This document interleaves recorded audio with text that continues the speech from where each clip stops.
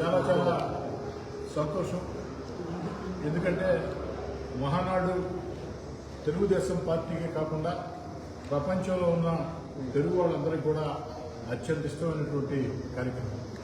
ఆ మహానాడు తెలుగుదేశం పార్టీ చరిత్రలో ఒక్కో సంవత్సరం ఒక్కో దగ్గర నిర్వహిస్తూ ఉంటారు.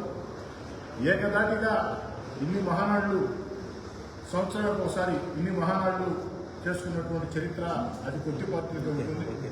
దాంతో తెలుగుదేశం పార్టీ ఉందని చెప్పని సరైన ఆ మహానాడు నెల్లూరు జిల్లా కావటం, నెల్లూరు జిల్లాలో కోర్ నియోజకవర్గం ఇఫ్కో కిసాన్ సెస్ వద్ద ఏర్పాట్లు మొత్తం నిర్ణయించడం, అందరూ కూడా ముఖ్యమంత్రి చంద్రబాబు నాయుడు గారి ఆదేశాలు, నారా లోకేష్ గారి ఏదైతే సూచనలు సలహాలు, రాష్ట్ర తెలుగుదేశం పార్టీ అధ్యక్షులు పల్లా శ్రీనివాసరావు గారి సూచనలు సలహాలు, అదేవిధంగా జిల్లా తెలుగుదేశం పార్టీ అధ్యక్షులు వేదా విశ్వనాథ్ గారి సూచనలు సలహాలు, పార్లమెంట్ సభ్యులు వేమిరెడ్డి ప్రభాకర్ రెడ్డి గారు, అదేవిధంగా జిల్లాలో ఉన్న ఇద్దరు మంత్రులు అటు ఆన రామనారాయణ రెడ్డి గారు, పొంగూరు నారాయణ గారు, అదేవిధంగా శాసనసభ్యులు కోవిడ్ శాసనసభ్యులు రాష్ట్ర తెలుగుదేశం పార్టీ పొలిట్ బ్యూరో సభ్యులు వేమిరెడ్డి ప్రశాంత్ రెడ్డి గారు, మాజీ మంత్రివర్యులు సీనియర్ నాయకులు సోమిరెడ్డి చంద్రమోహన్ రెడ్డి గారు, ఉదయగిరి శాసనసభ్యులు కాకర్ల సురేష్ గారు, కావల శాసనసభ్యులు కావ్య కృష్ణారెడ్డి గారు, అదేవిధంగా గూడూరు శాసనసభ్యులు పాశం సునీల్ కుమార్ గారు, వెంకటగిరి శాసనసభ్యులు కురువంత రామకృష్ణ గారు, సూళ్ళూరుపేట శాసనసభ్యులు నెరవల విజయశ్రీ గారు, అందరూ కూడా ముఖ్యంగా జిల్లాలో ఉన్న ఇద్దరు మంత్రులు, పార్లమెంట్ సభ్యులు, జిల్లా పార్టీ అధ్యక్షులు, మొత్తం జిల్లాలో ఉన్నటువంటి ఎమ్మెల్యేలు, అనేక స్థాయిల్లో వివిధ హోదాల్లో ఉన్నటువంటి తెలుగుదేశం పార్టీ సీనియర్ నాయకులు ఎంతో మంది ఉన్నారు. వారందరూ కూడా ఈ యొక్క తెలుగుదేశం పార్టీ మహానాడిని ఒక పండుగగా నెల్లూరు జిల్లాకు రావడం ఒక అదృష్టంగా భావించి దీన్ని నవ్వుతో నా భవిష్యత్ అన్నట్టు నిర్వహించాలా అన్న ఆలోచనలతో అనేక రకాల ప్రణాళికలకి సిద్ధం చేసి ముందుకు సాగుతూ ఉన్నారు. మహానాడు మా అందరి ఆకాంక్ష ఒకటే, మా అందరి కోరిక ఒకటే, మా అందరి లక్ష్యం ఒకటే. ఈ యొక్క నెల్లూరులో జరిగే మహానాడు చరిత్ర గుర్తుపెట్టుకునే విధంగా, చరిత్రలో ఇప్పుడు కూడా మహానాడు గురించి చర్చ వస్తే నెల్లూరుకు ముందు నెల్లూరు తర్వాత అనే విధంగా. ఎందుకంటే గత వైఎస్ఆర్ కాంగ్రెస్ పార్టీ ప్రభుత్వంలో ఆనాటి ప్రభుత్వానికి వ్యతిరేకంగా యువ నేత మన ప్రస్తుత జాతీయ వర్కింగ్ ప్రెసిడెంట్ నారా లోకేష్ గారు యువగళం పాదయాత్ర ప్రారంభించారు. ఆ యువగళం పాదయాత్ర రాష్ట్రం అంతా కూడా అద్భుతంగా మహోద్భుతంగా జరిగింది. కానీ నెల్లూరు జిల్లాలో ఇంకా ఇంకా ఇంకా అద్భుతంగా జరిగింది నెల్లూరు రూరల్లో. ఆ రూరల్లో ఉన్నటువంటి తెలుగుదేశం పార్టీ నాయకుల కార్యకర్తల సహాయ సహకారాలతో, అదేవిధంగా ప్రజల ఆశీస్సులతో అద్భుతంగా నెల్లూరు రూరల్ నియోజకవర్గంలో నారా లోకేష్ గారి పాదయాత్ర జరిగి ఒక చరిత్రగా మిగిలింది. నెల్లూరు జిల్లా కానీ నెల్లూరు రూరల్ కానీ ఏదైతే నారా లోకేష్ గారి పాదయాత్ర అద్భుతంగా మహోద్భుతంగా జరిగిందో, అదేవిధంగా దాని ప్రభావం కూడా ఆ తర్వాత ఎన్నికల్లో చాలా స్పష్టంగా ఉంది. నెల్లూరు జిల్లా వైఎస్ఆర్ కాంగ్రెస్ పార్టీని పూర్తిగా తుడిచిపెట్టేసి తెలుగుదేశం పార్టీ భారీ మెజార్టీలతో, అద్భుత మెజార్టీలతో అటు పార్లమెంట్ సభ్యులైనా శాసనసభ్యులైనా గెలవడం జరిగింది.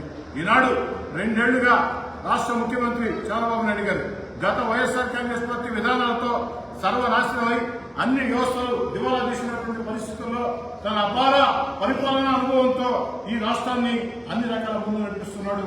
ఒక పక్క సంక్షేమ కార్యక్రమాలు, మరో పక్క అభివృద్ధి కార్యక్రమాలు, మరో పక్క ఎన్నికల్లో ఇచ్చిన హామీలు ఒక్కొక్కటి నెరవేర్చుకుంటూ వస్తూ అన్నిటికీ మించి ప్రపంచంలో రాజధాని లేని రాష్ట్రం ఒక ఆంధ్రప్రదేశ్. అలాంటి ఆంధ్రప్రదేశ్ కి శాశ్వతంగా అమరావతి ఏకైక రాజధానిని అద్భుతంగా శరవేగంగా పరుగులు పెట్టిస్తూ రాష్ట్రం దిశ మార్చే పోలవరాన్ని మొత్తం కూడా వేగం పెంచుతూ అన్నిటికీ మించి మన బిడ్డల ఉద్యోగాల కోసం పారిశ్రామిక పెట్టుబడులు చరిత్ర ఊహించని విధంగా, చరిత్ర చూడని విధంగా తన రికార్డు తానే బద్దలు చేసుకున్నట్టు 30 ఏళ్ల ముందు చంద్రబాబు నాయుడు గారు ఈ రాష్ట్రానికి తొలిసారిగా ముఖ్యమంత్రి అయినప్పుడు కంప్యూటర్లు ఉంటే చాలా మంది హేళన చేశారు.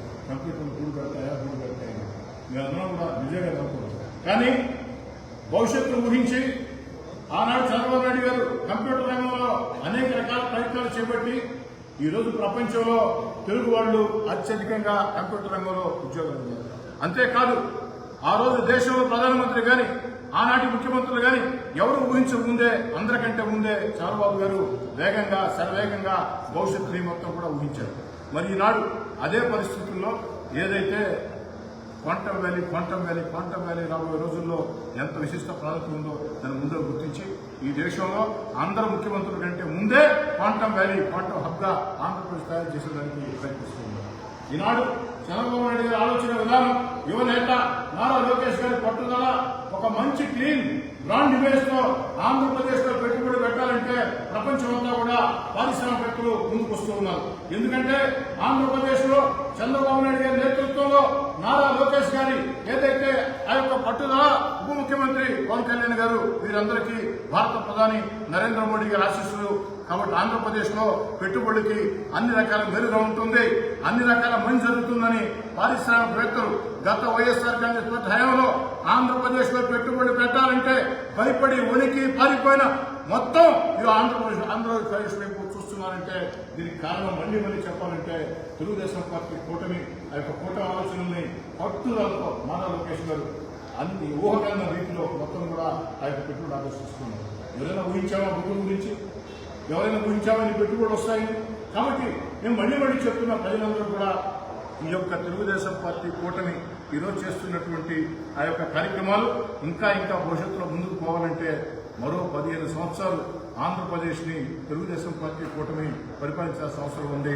కాబట్టి ఈ వయసులో కూడా ఈ రాష్ట్రం కోసం కష్టం చేస్తున్న చంద్రబాబు నాయుడు గారికి, అదేవిధంగా ఉప ముఖ్యమంత్రి పవన్ కళ్యాణ్ గారికి, యువనేత నారా లోకేష్ గారికి ప్రజలందరి ఆశీస్సులు ఉండాలని చెప్పని అన్ని రకాల మీ అందరి ఆశీస్సులతో ఏదైతే తెలుగుదేశం పార్టీ కూటమి ఈ రాష్ట్రంలో అద్భుతాలు చేసి చూస్తుందని పనులు చేస్తూ మళ్లీ చెప్తున్నా, నెల్లూరు జిల్లా కోవూరు నియోజకవర్గం ఈ యొక్క ఇఫ్కో కిసాన్ సంఘంలో జరిగే ఆ యొక్క మహానాడు అద్భుతంగా, మహోద్భుతంగా జన జాతరని స్థాపించే రీతిలో ముందుకు సాగుతుంది.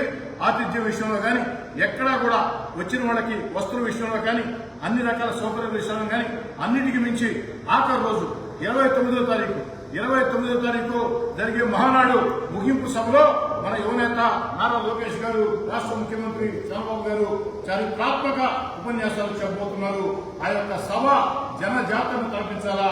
అందుకే ముగింపు సభకి నెల్లూరు రూరల్ నియోజకవర్గం నుంచి అక్షరాల 50,000 మందికి ఒక్కరు తప్పకుండా నెల్లూరు రూరల్ నియోజకవర్గం నుంచి ఒక భారీ జనసమీకరణకి ఇప్పుడే అంతా కూడా పథకాలు సిద్ధం చేశాం. అన్ని రకాల నెల్లూరు రూరల్ లో ఉండే తెలుగుదేశం పార్టీ క్లస్టర్ ఇన్ఛార్జీలు, కో క్లస్టర్ ఇన్ఛార్జీలు, డివిజన్ అధ్యక్షులు, అనుబంధ సంఘాల అధ్యక్షులు, కార్పొరేటర్లు, ప్రతి నాయకుడు, ప్రతి కార్యకర్త కూడా ఈ యొక్క ఇఫ్కో కిసాన్ సంఘం జరిగే ఈ యొక్క మహానాడికి అన్ని రకాల కష్టించి పనిచేస్తారని, ముగింపు సభకి నెల్లూరు రూరల్ నుంచి 50,000 మంది ప్రజలు సమీకరిస్తామని, ఒక నెల్లూరు రూరలే కాదు, నెల్లూరు జిల్లాలో ప్రతి శాసనసభ్యుడు కూడా, నెల్లూరు జిల్లాలో ప్రతి శాసనసభ్యుడు, అటు పార్లమెంట్ సభ్యులు, మంత్రులు, జిల్లా పార్టీ అధ్యక్షుడు దీన్ని ఒక సవాలుగా తీసుకున్నారు. ప్రతి ఒక్కరు కూడా రెట్టించిన ఉత్సాహంతో ముందుకు సాగుతూ ఉన్నారు.